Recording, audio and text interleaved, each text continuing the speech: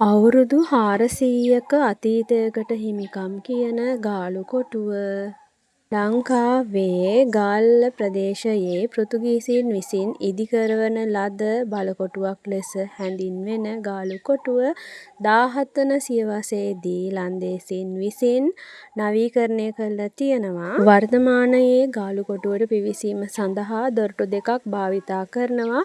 රජයේ කාර්යාල ගොඩනැගිලි රැසක්ම කොටු පවුර ආශ්‍රිතව වර්තමානය දක්වාම පවත්වාගෙන යනවා.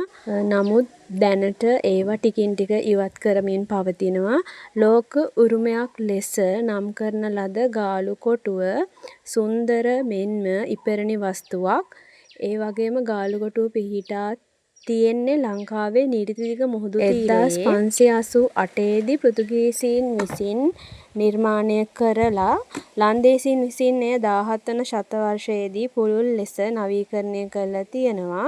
පෘතුගීසීන් විසින් ලොවට දායාද කළ ආශ්චර්යමත් නිර්මාණයක් තමයි ගාලු කොටුව කියලා කියන්නේ. ලන්දේසි කොටුව ගාල්ලේ පවුර ලෙසද නම් වලින් හඳුන්වනවා. ගාලු කොටුව දෙස් විදෙස් සංචාරකයින් බහුලව දකින්න පුළුවන් ස්ථානයක් ලෙස අපිට දැක ගන්න පුළුවන්.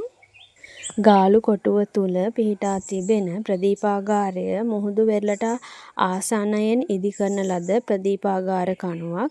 එය නඩත්තු කිරීම සහ එහි මෙහෙයුම් පවත්වා ගැනීම සිදු කරනු ලබන්නේ ශ්‍රී ලංකා වරාය අධිකාරිය. ඒ වගේම ගාලු කොටුව කොටු බැම්මෙහි පිහිටුවා තිබෙන ඔරලෝසු කණුව මෙරට ඉදිකොට තිබෙන පැරණිතම ඔරලෝසු කණු අතරින් එකක් ලෙස හඳුන්වනවා.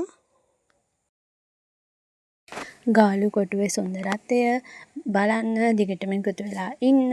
ඒ වගේම ඔයාලත් ඇවිල්ලම ඒ සුන්දරත්වය ඇස් දෙකෙන් දකින්න. එහෙනම් මම ගිහිල්ලා එන්නම්.